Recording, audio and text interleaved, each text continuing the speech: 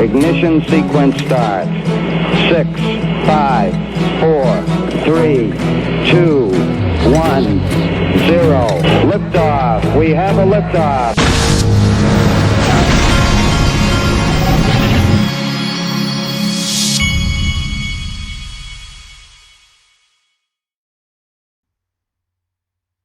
Hey everybody, this is the Digital Asset Investor, and one of the worst things about the holidays, especially after Christmas, is that all of the kids in the area seem to want to come to my house. I don't mind one kid or maybe two kids every once in a while, but it seems like they all want to pile in my house, and then I have to listen to fighting and screaming and different things all day long. It just, after a while, it gets a little frustrating.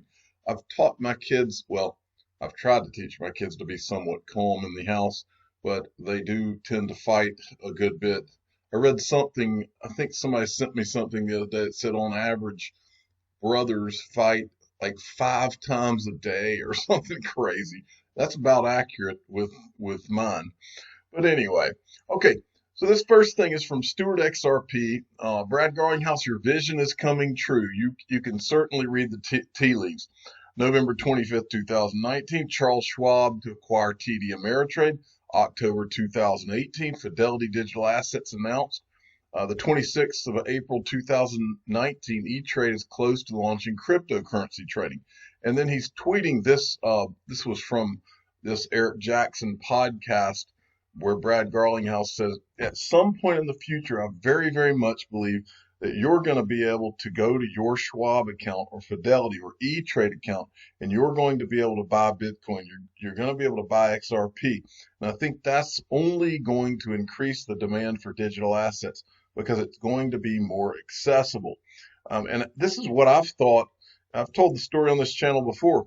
I told my wife back in 2013 that if I was right and this was going to be a new asset class, we were going to be able to transfer our XRP into a Schwab account or whatever kind of account we have one day and be able to sell it there. And I said, if I'm right about that, the whole world is going to change and our pocketbook is going to change. And I believe I'm way more than right about that. I think that it's exactly what's happening. I think it's happening now. You're seeing the beginnings of it. Bob Ross, this is the guy from Coinfield and Sologenic. In addition to this roadmap, there are 2 other important milestones. Release of Solo plus XRP decentralized wallet by the end of January. Listing of Solo on global exchanges by the end of Q1. 2020 is our year. And then he tweets this out from Sologenic, the 2020 roadmap. Well, so Ripple is saying it's 2020 is the year of digital assets. Now Sologenic or Coinfield and Sologenic are saying 2020 is our year. Everybody seems to think that 2020 is the year. And so I'm hoping that they are all 1,000% right, and I believe that there's a good chance they are. Blockchain, this is from Bank XRP. Blockchain no longer a buzzword in Hong Kong. KPMG, the future of banking, Hong Kong Banking Report 2019. And this is a thing from KPMG. Blockchain no longer a buzzword in Hong Kong, and they're talking about all the developments going on in blockchain. So yeah, it is a thing. Then Ripple tweeted this out today. Ripple's being extremely bold as we go into the new year, folks. Skeptics might still view digital assets as a giant game of Jenga, just waiting for a wrong move to send all the blocks tumbling down. But we see the future of digital assets more like a vast set of Legos. Now, I mean, people are accused of being hypey all the time. Well, it sure seems that Ripple is okay with being a little hypey because Ripple's talking about very boldly about what's coming. And I'm all for it. I think it's great because I think that Ripple is being very optimistic because they are out there and they see the evidence all around them, just like I do, just like a lot of people do who make bold comments about what's coming. The evidence is all around you. And when the evidence is all around you of what's happening and what's going to happen, not a thing in the world wrong with being optimistic about it.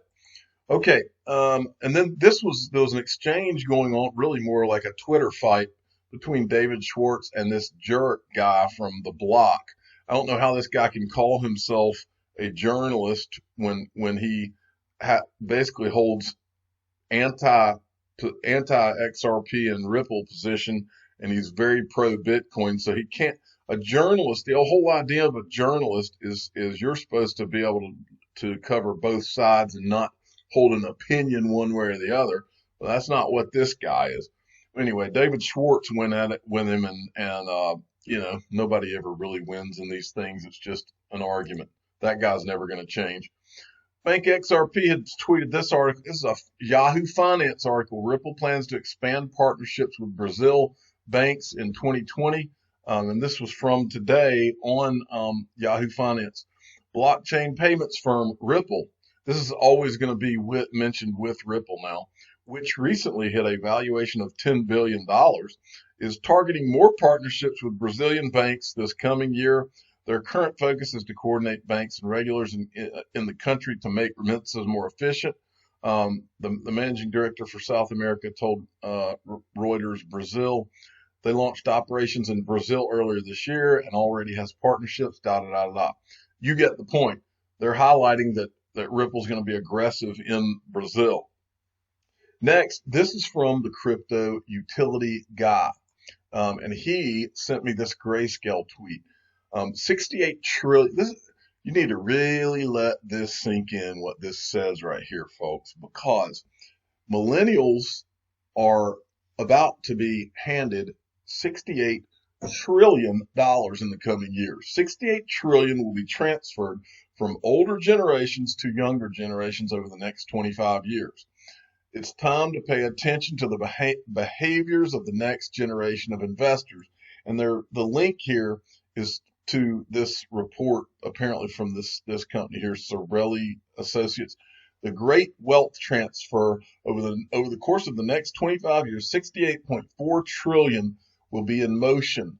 Their latest report, U.S. High Net Worth and Ultra High Net Worth Markets 2018, Shifting Demographics Private Wealth, examines this sizable shift and what it means for the wealth management industry. This report will be available on Thursday, November 29th. So, bottom line is, you think, and look, I was a financial advisor with Morgan Stanley. Do you think that, no, and we talked about it this morning. I showed you the out of they took 3 asset classes and they showed the greatest returns of the last decade. Now, keep in mind, the returns they showed in that article were against a backdrop of the central banks of the world printing as much as you can print to pump up the stock markets of the world and to pump up all of their favorite asset classes. Now, in the midst of that, what happened? Bitcoin rose, what was it, 200 and something million percent. I think it was 200 and something million percent. You know what the next in line was Netflix stocks at like 3,000 something percent. And then it was a commodity at 300 and something, palladium.